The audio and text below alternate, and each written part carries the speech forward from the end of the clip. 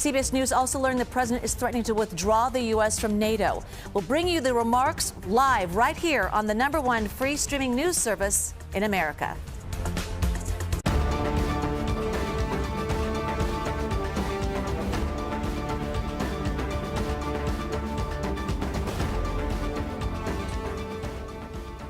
This is a CBS News special report. I'm Tony DeCopel. For those of us expecting Survivor, we want to let you know it will continue right where it left off. But we are coming on the air now because President Trump has formally requested this time to address the nation with what the White House is calling an important update on the war with Iran. As soon as the president finishes, we will get back to regular programming.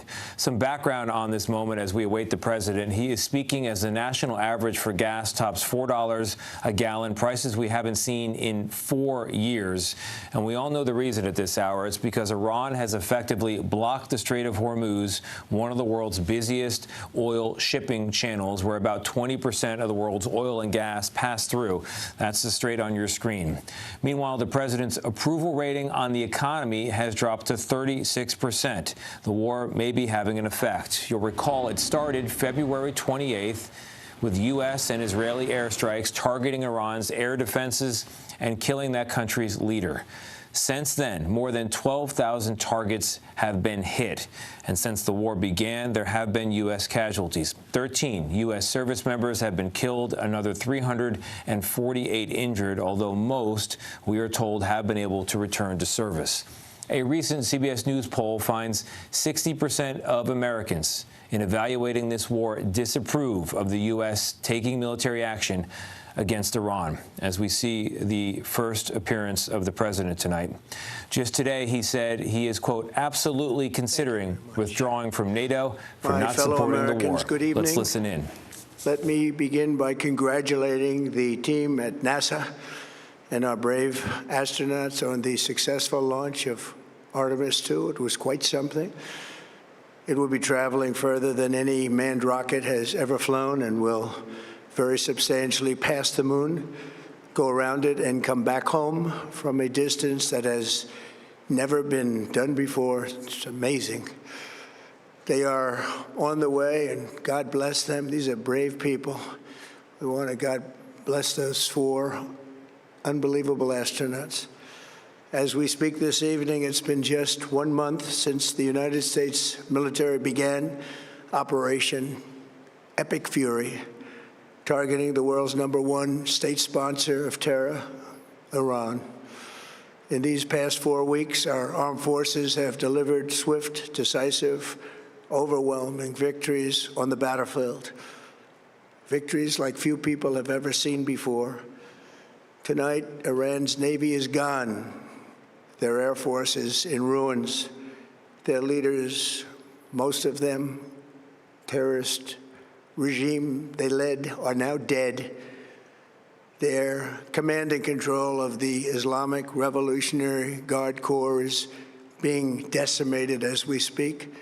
Their ability to launch missiles and drones is dramatically curtailed, and their weapons, factories, and rocket launchers are being blown to pieces. Very few of them left. Never in the history of warfare has an enemy suffered such clear and devastating large-scale losses in a matter of weeks. Our enemies are losing in America, as it has been for 5 years under my presidency, is winning, and now winning bigger than ever before. Before discussing this current situation, I also want to thank our troops for the masterful job they did in taking the country of Venezuela in a matter of minutes. That hit was quick, lethal, violent, and respected by everyone all over the world. After rebuilding our military during my first term, we have by far the strongest military anywhere in the world. And now we're working along with Venezuela and are, in a true sense, joint venture partners. We're getting along incredibly well in the production and sale of massive amounts of oil and gas, the second largest reserves on Earth after the United States of America. We're now totally independent of the Middle East, and yet we are there to help. We don't have to be there. We don't need their oil. We don't need anything they have, but we're there to help our allies. Tonight, I want to provide an update on the tremendous progress our warriors have made in Iran and discuss why Operation Epic Fury is necessary for the safety of America and the security of the free world. From the very first day I announced my campaign for president in 2015, I have vowed that I would never allow Iran to have a nuclear weapon. This fanatical regime has been chanting death to America, death to Israel for 47 years. Their proxies were behind the murder of 241 Americans in the Marine barracks bombing in Beirut, the slaughter of hundreds of our service members with roadside bombs.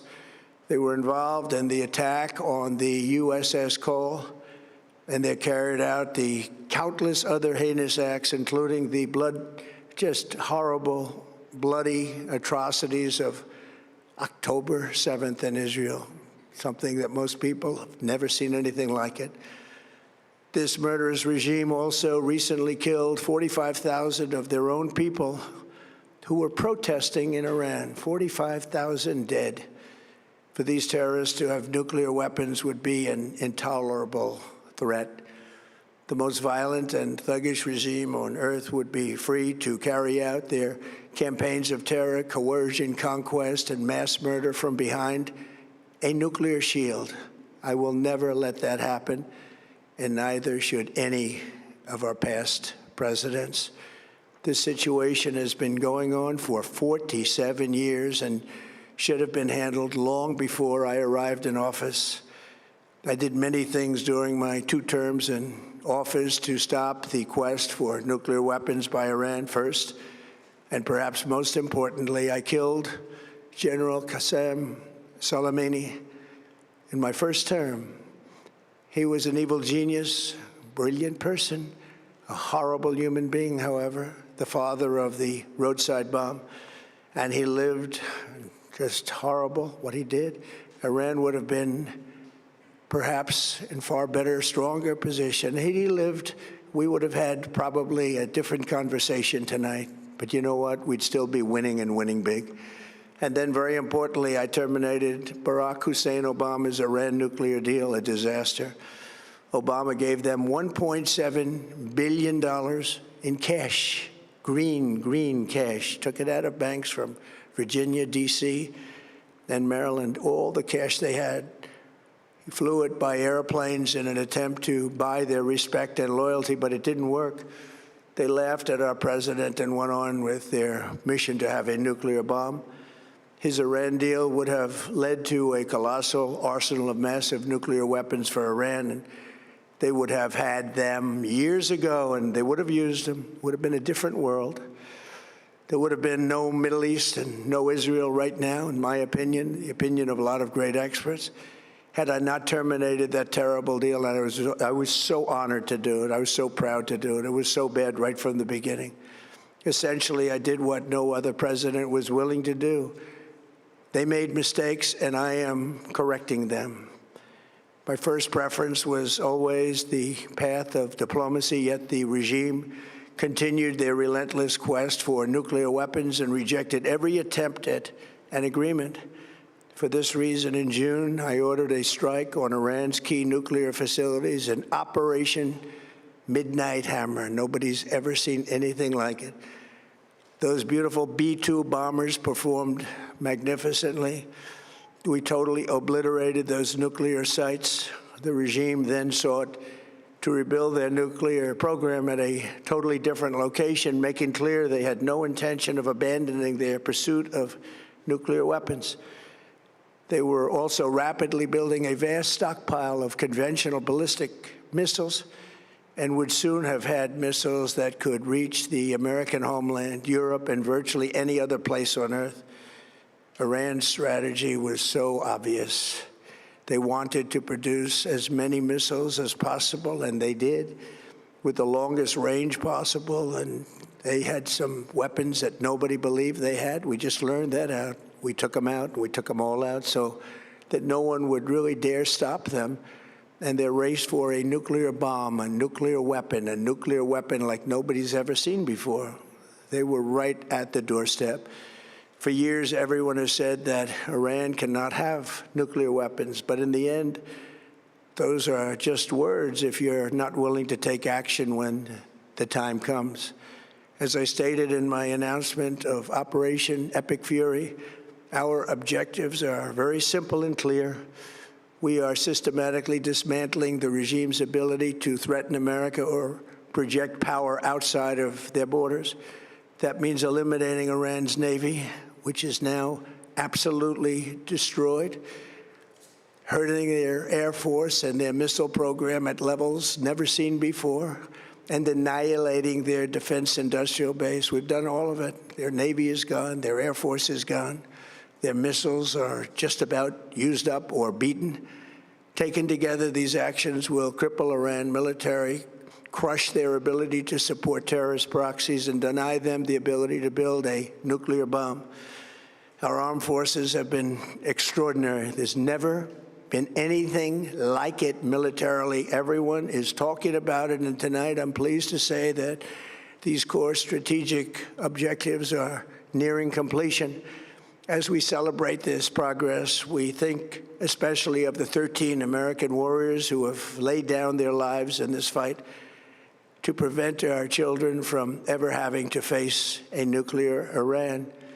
Twice this past month, I have traveled to Dover Air Force Base, and it's been something. I wanted to be with those heroes as they return to American soil, and I was with them and their families, their parents, their wives, their husbands. We salute them, and now we must honor them by completing the mission for which they gave their lives. And every single one of the people, their loved ones said, "Please, sir, please finish the job," every one of them.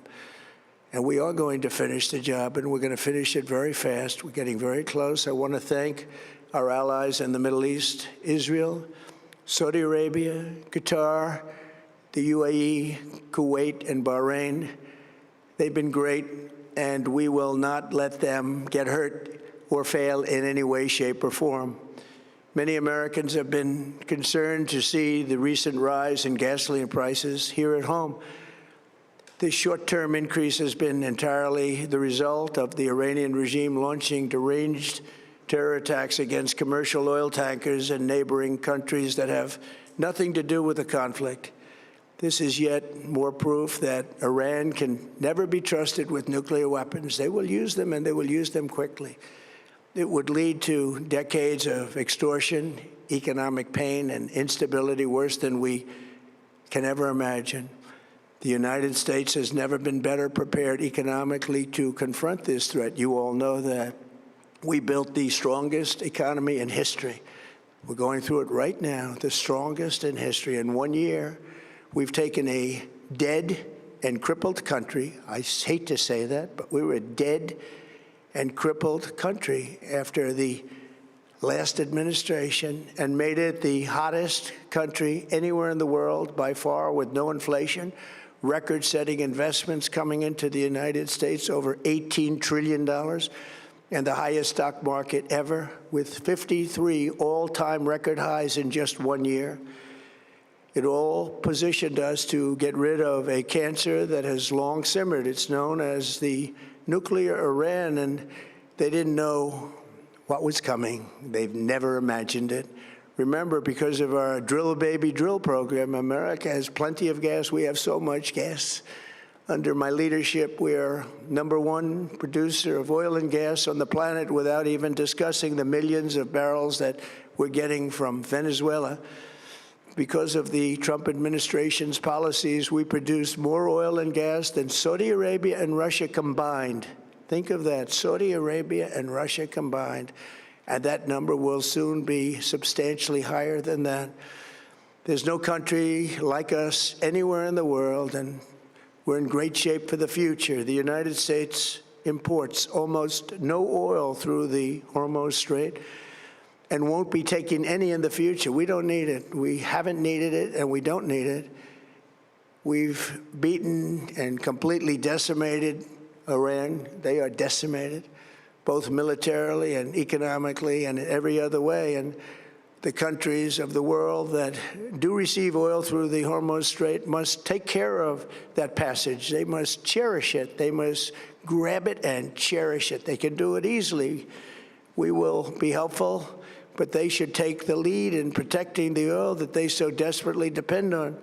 So to those countries that can't get fuel, many of which refuse to get involved in the decapitation of Iran, we had to do it ourselves. I have a suggestion. Number one, buy oil from the United States of America. We have plenty. We have so much. And number two, build up some delayed courage. Should have done it before. Should have done it with us, as we asked. Go to the Strait and just take it, protect it, use it for yourselves. Iran has been essentially decimated. The hard part is done, so it should be easy. And in any event, when this conflict is over, the Strait will open up naturally. It'll just open up naturally. They're going to want to be able to sell oil because that's all they have to try and rebuild. It will resume the flowing, and the gas prices will rapidly come back down. Stock prices will rapidly go back up. They haven't come down very much, frankly. They came down a little bit, but they've had some very good days over the last couple of days. We've done actually much better than I thought, but we had to take that little journey to Iran to get rid of this horrible threat. With our historic tax cuts, where people are just now talking about receiving larger refunds than they ever thought possible, they are getting so much more money than they thought. That's from the great, big, beautiful bill. Our economy is strong and improving by the day, and it will soon be roaring back like never before. It will top the levels that it was a month ago. I've made clear from the beginning of Operation Epic Fury that we will continue until our objectives are fully achieved. Thanks to the progress we've made, I can say tonight that we are on track to complete all of America's military objectives shortly, very shortly. We're going to hit them extremely hard over the next 2 to 3 weeks. We're going to bring them back to the Stone Ages where they belong. In the meantime, discussions are ongoing. Regime change was not our goal. We never said regime change, but regime change has occurred because of all of their original leaders' death. They're all dead. The new group is less radical and much more reasonable. Yet if during this period of time no deal is made, we have our eyes on key targets. If there is no deal, we are going to hit each and every one of their electric generating plants very hard and probably simultaneously. We have not hit their oil, even though that's the easiest target of all, because it would not give them even a small chance of survival or rebuilding. But we could hit it, and it would be gone, and there's not a thing they could do about it. They have no anti-aircraft equipment. Their radar is 100% annihilated. We are unstoppable as a military force. The nuclear sites that we obliterated with the B-2 bombers have been hit so hard that it would take months to get near the nuclear dust, and we have it under intense satellite surveillance and control. If we see them make a move, even a move for it, we'll hit them with missiles very hard again. We have all the cards, they have none. It's very important that we keep this conflict in perspective. American involvement in World War I lasted 1 year, 7 months, and 5 days. World War II lasted for 3 years, 8 months, and 25 days. The Korean War lasted for 3 years, 1 month, and 2 days. The Vietnam War lasted for 19 years, 5 months, and 29 days. Iraq went on for 8 years, 8 months, and 28 days. We are in this military operation, so powerful, so brilliant, against one of the most powerful countries for 32 days. And the country has been eviscerated and essentially is really no longer a threat. They were the bully of the Middle East, but they're the bully no longer. This is a true investment in your children and your grandchildren's future. The whole world is watching, and they can't leave the power, strength, and brilliance. They just can't believe what they're seeing. They leave it to your imagination, but they can't believe what they're seeing, the brilliance of the United States military. Tonight, every American can look forward to a day when we are finally free from the wickedness of Iranian aggression and the specter of nuclear blackmail. Because of the actions we have taken, we are on the cusp of ending Iran's sinister threat to America and the world. And I'll tell you, the world is watching. And when we do, when it's all over, the United States will be safer, stronger, more prosperous, and greater than it has ever been before. May God bless the men and women of the United States Armed Forces, and may God bless the United States of America. Thank you very much, and good night. You've been listening to President Donald Trump, who requested this time to address the nation. As promised, it was an update on the war in Iran, also the political effects this war is having here at home. Gas prices, a subject he addressed. He said the increases we've experienced nationally are short-term increases. On the military objectives in Iran, he said they're on track and they will complete those objectives shortly. 2 to 3 weeks we got as a timetable once again. At issue, the Strait of Hormuz, the blockage there is what's causing oil to skyrocket overall and drive gas prices up here in the U.S. The president said the strait would open up naturally, but at another point he said people who need that oil should go and take it, exhorting some of the allies in the region to do so. Let's turn to Chief White House correspondent Nancy Cordes, who's been watching and listening along with me. Nancy, what stood out to you? Well, Tony, the president tried to put this conflict in some historical context to basically argue that other major wars in history have lasted a lot longer than this one is going to. He is well aware that it's an unpopular war with many Americans, so he wanted to make it clear that it's not going to last much longer.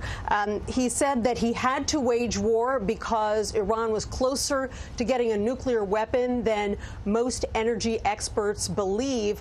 And when he said that other countries should go in and take the oil, that the strait is just going to open up naturally, I can tell you most countries do not believe that. In fact, the UK is hosting a virtual summit with 35 countries tomorrow to discuss how they are going to get a hold of their oil once this conflict is over.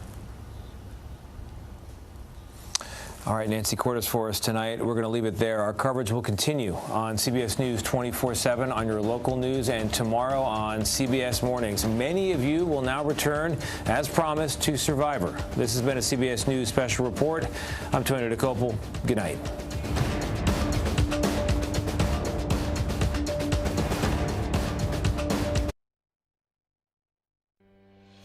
Thank you, Tony, and welcome back to CBS News 24/7. I'm Juliette Goodrich.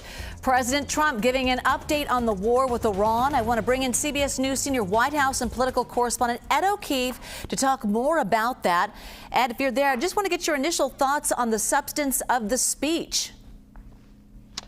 Well, Jules, this was designed, according to the White House at least, to be an update on what was going on and some sense of the way forward. And if you're someone who has not been paying close attention or not listening directly to the president, yes, it probably did provide you some sense of a refresh. But for those that have been following this closely here in the United States, around the world, there wasn't much new in this address. And even his suggestion of how much longer this could take, saying it'll end shortly and then suggesting 2 to 3 weeks, as he often does for many things he does, not necessarily a firm commitment to an end date by any means. And that comparison of this 32-day conflict so far to wars that lasted several years, clearly designed to minimize and assuage the concerns of people who are concerned that this is going to continue for quite some time in an open-ended way and potentially begin to really cost Americans, at the gas pump and then elsewhere.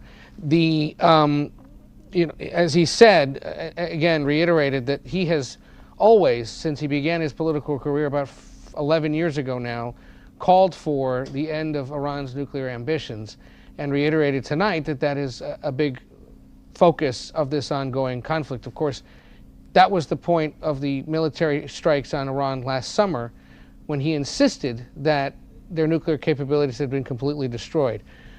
Now suggesting that, in fact, that is part of the ongoing mission, as well as destroying Iran's conventional military capabilities, which he says now have been almost completely destroyed. One other little bit of news that I heard, or that our team heard, certainly in this address, is he's now suggesting that as many as 45,000 Iranians were killed in protests in the weeks before this military conflict began. At one point, several weeks ago, he had told us it was about 30,000. So that assessment has now increased. How they got to that number and where in that vast country did this occur are questions that we'll be asking certainly in the coming hours and days. But otherwise, this was, essentially a refresh or a modest attempt at updating.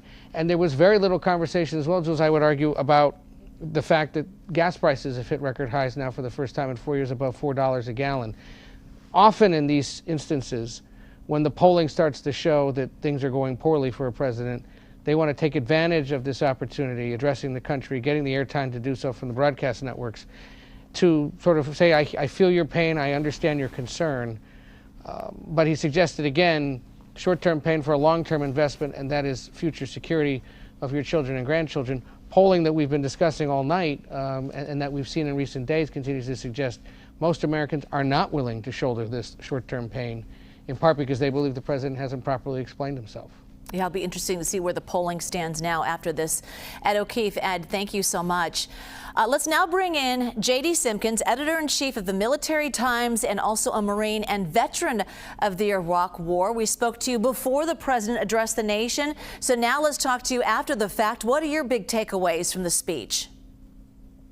I don't really have any takeaways. It's quite honestly, I think there was a lot of weaving and not necessarily a real speech in terms of what we just heard. There's as Ed mentioned, citing 2 to 3 weeks is kind of the go-to move. So I mean, there hasn't been any real clarity from the beginning, and I don't think anybody listening to that speech came away from it thinking that there's any more clarity right now on the immediate horizon. Yeah, for the timing of this speech, all of us asking why tonight, there really wasn't a lot of clarity and not clear objectives. No, there wasn't. And as we discussed previously, he did go into some of the military successes, but those successes, while impressive from a military standpoint, do not equate to strategic outcomes. So, depending on how long this runs, what type of troops might be involved, or what the exit strategy is, I think you're still going to see a prolonged conflict in the Strait of Hormuz that could last a lot longer than anybody is discussing right now. Did anything surprise you? No, I would say that it was a little bit of surprise that there was how little substance there was to some of it. I think some of us were at least expecting the teeter to go one way or another in terms of potentially discussing boots on the ground or discussing, just claiming victory in a way that would allow them to, pat themselves on the back a little bit and withdraw troops, which right now I think a lot of people are viewing as a bad outcome, but it's not the worst outcome. So we still don't know what the outcome is going to be, because I don't think there was anything that showed one way or another. So let's talk about the Strait of Hormuz and the rising cost of oil and gas prices. He did mention that. He acknowledged it, but he didn't really provide much timeline or comfort in terms of prices going down. Did you hear that?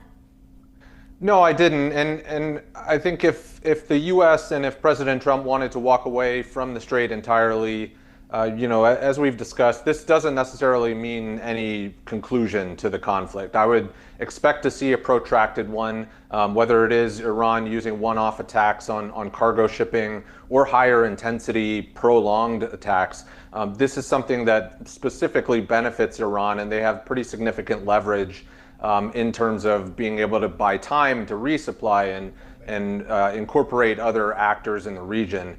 So, Iran's long-term strategy is ultimately, as we've known, they dragging things on and bleeding regional countries dry across various industries, which, whether it's oil, tourism included.